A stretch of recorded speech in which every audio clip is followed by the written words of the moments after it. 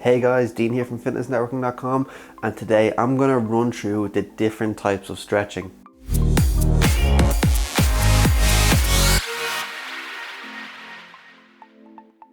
When it comes to stretching and flexibility, people don't often realize that there are different types, what each type does, and why they're even doing them. But even worse, a huge problem is that a lot of people still don't even stretch. So with this breakdown, hopefully I'm going to give you a bit of an insight of what you need to do and just how important this can be for your health, to avoid injuries, and just overall to feel better throughout the day. Alright guys, when it comes to stretching, this can be broken down into two different categories. This is active and passive. Basically, this means one is moving and one is more of a holding technique. Alright, let's start off with active stretching. Active stretching will consist of three different types: active, static, and ballistic stretching. We're going to look at some static maintenance stretches. This is just as it sounds. What we're going to do is we're going to bring the muscle to the end of its natural range, apply a little bit of tension, and we're going to hold here for 10 seconds. This will help loosen out tight muscles and is very effective for when you apply these after training. As your muscles tighten during the training session, the stretch will help release the tension and bring it back to its natural length. Next up, we're going to take a look at ballistic stretching. This is a fast, high-paced, bouncing kind of motion and will help you extend the muscle past its natural length. Now this one isn't recommended to start off with if you are a beginner, and to leave it to more the advanced stage unless you're training for a specific purpose. But it will really help out hitting those deep muscle fibers that the static stretch might not be able to get. And for the last part of active stretching, we have the dynamic stretch. This is quite similar to the ballistic stretching, but it's done with much more control and does not involve a jerking or bouncing motion. These stretches should mimic the movement or the muscles needed in the exercise you're about to partake in.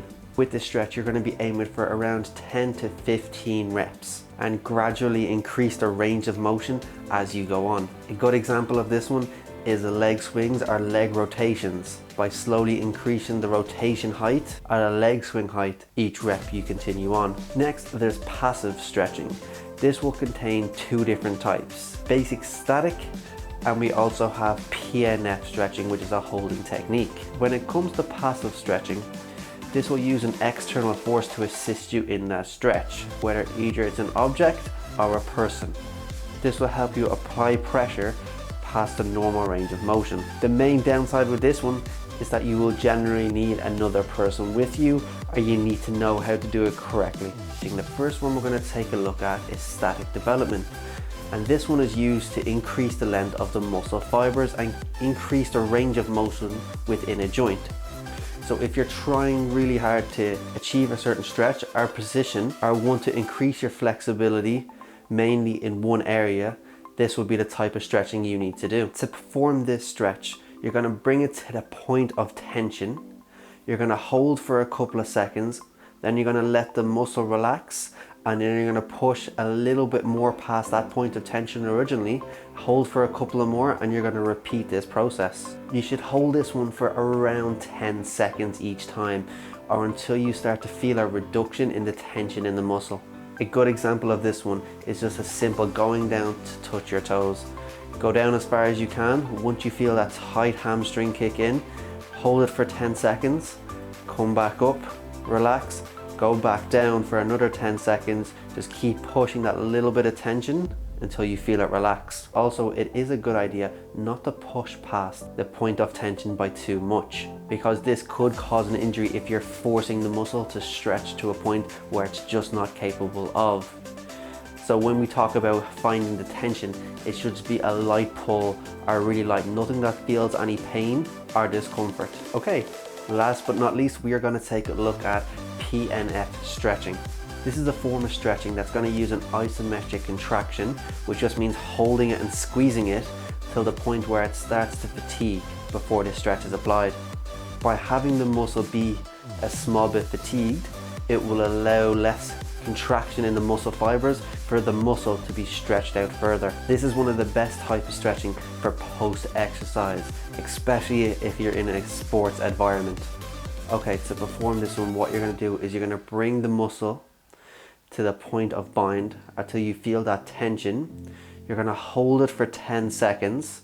You're then going to contract the muscle with about 30% force or power for around 7 seconds. Then bring the muscle back to the original point and then re-push it back into the point of bind or point of tension, and repeat the process, just slightly pushing that point of tension slight bit at a time. Okay, so what should you do and when? Alright guys, so to quickly break this one down, before you work out, you want to do different types of static, dynamic and ballistic stretching. Simply put, movable stretches.